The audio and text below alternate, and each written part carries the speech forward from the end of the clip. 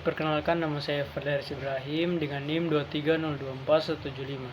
Jadi kali ini saya akan menjelaskan tentang apa itu MSS atau Manajemen Support System dan juga DSS atau Decision Support System. Baik, langsung saja kita masuk ke materinya. Yang pertama tentang Manajemen Support System. Manajemen support system atau sistem pendukung manajemen adalah sistem berbasis komputer yang menyediakan informasi dan alat bantu untuk membantu manajer dalam proses perencanaan, pengendalian, dan pengambilan keputusan yang efektif dalam suatu organisasi. Nah, MSS sendiri terdiri dari berbagai sistem seperti DSS atau Decision Support System, yaitu mendukung pengambilan keputusan berbasis data dan model. Kemudian ada GSS atau GDSS atau Group Support System, yang dimana memfasilitasi kerja kelompok. Kemudian ada EIS atau Executive Information System, info cepat dan ringkas untuk eksekutif. Kemudian ada ES atau Expert System, yang dimana meniru keahlian pakar untuk solusi. Kemudian ada INN atau Artificial Neural Network, yaitu memodelkan otak manusia untuk analisis dan prediksi. Kemudian yang terakhir ada Hybrid System atau kombinasi dari beberapa sistem di atas. Nah, faktor-faktor apa saja sih yang dapat mempengaruhi pengambilan keputusan? Nah, jadi di sini terdapat 4 faktor yang dapat mempengaruhi pengambilan keputusan. Yang pertama ada teknologi dan informasi, yaitu makin canggih memberi lebih banyak alternatif. Kemudian kompleksitas dan kompetisi, makin tinggi kesalahan jadi lebih mahal. Yang ketiga ada pasar internasional dan politik, yang dimana membawa peluang besar namun penuh ketidakpastian.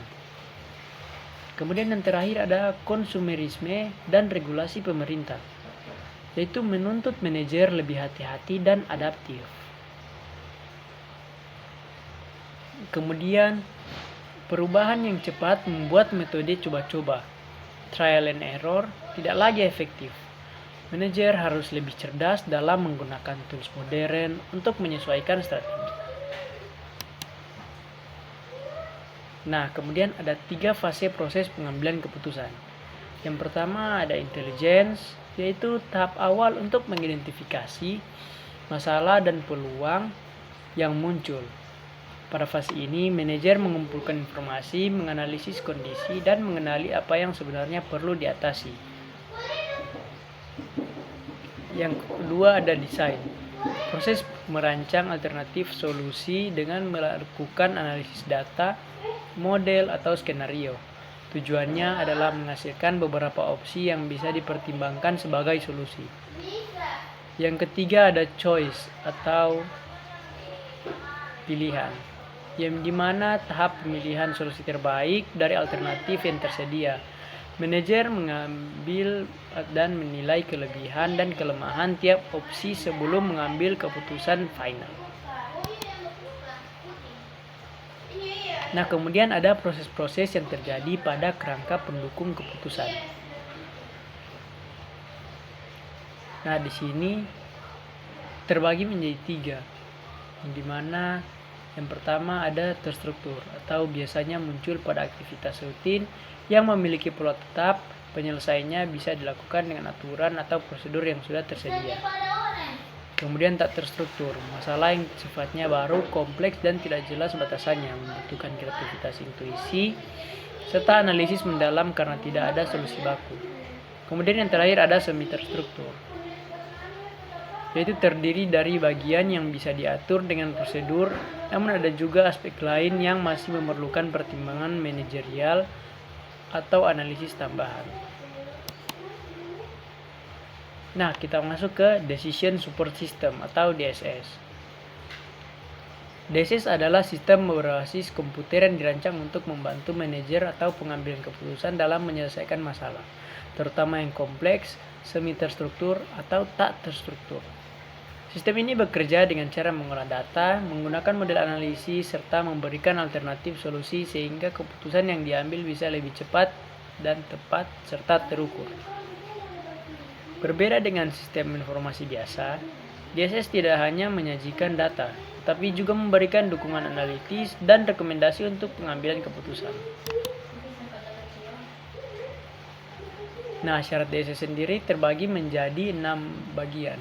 Yang pertama ada sederhana, atau mudah dipahami dan tidak rumit digunakan.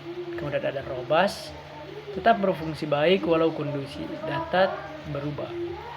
Kemudian mudah dikontrol, pengguna memiliki kendali penuh atas prosesnya. Selanjutnya mudah beradaptasi, fleksibel terhadap kebutuhan dan situasi baru. Yang kelima ada lengkap, mampu menyediakan informasi yang relevan dan memadai. Dan yang terakhir adalah user friendly, antarmuka ramah pengguna agar bisa digunakan tanpa keahlian teknis tinggi. Kemudian ada karakteristik dan kemampuan DSS, yaitu mendukung keputusan semi terstruktur dan tak terstruktur, dapat digunakan oleh individu maupun kelompok, memberi dukungan pada berbagai level manajemen, memfasilitasi komunikasi dan kolaborasi antar pengambil keputusan. Kemudian fokus pada efektivitas keputusan, akurasi, kualitas waktu daripada hanya efisiensi biaya. Mendukung proses berulang dalam pengambilan keputusan, adaptif dan selalu bisa diperbarui sesuai perkembangan kebutuhan.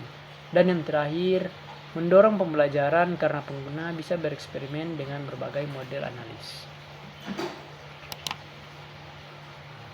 Nah, di sini terdapat keuntungan DSS, yaitu yang pertama membantu memecahkan masalah yang rumit dan kompleks, respon lebih cepat pada kondisi mendadak, memberi kesempatan mencoba berbagai strategi, meningkatkan komunikasi, kontrol, dan kinerja manajerial, menghemat biaya dan menghasilkan keputusan yang lebih tepat.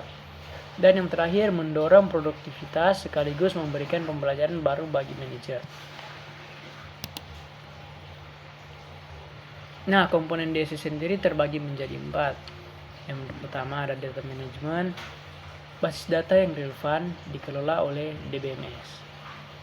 Kemudian ada model manajemen, kumpulan model analis, statistik, finansial, dan lain-lain. Kemudian communication subsystem, antarmuka pengguna, misalnya dashboard.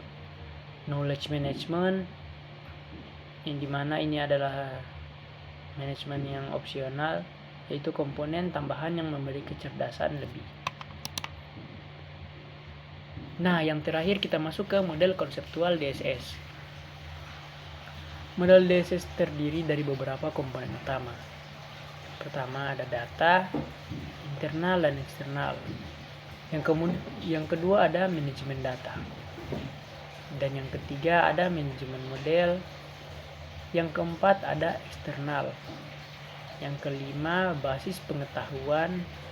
Yang keenam ada antarmuka. Dan yang terakhir ada manajer. Untuk penjelasan bisa teman-teman sekalian baca pada slide yang sudah saya tampilkan di layar ini. Berhubung waktu kita yang terbatas, mungkin itu saja yang dapat saya sampaikan. Sekian, terima kasih.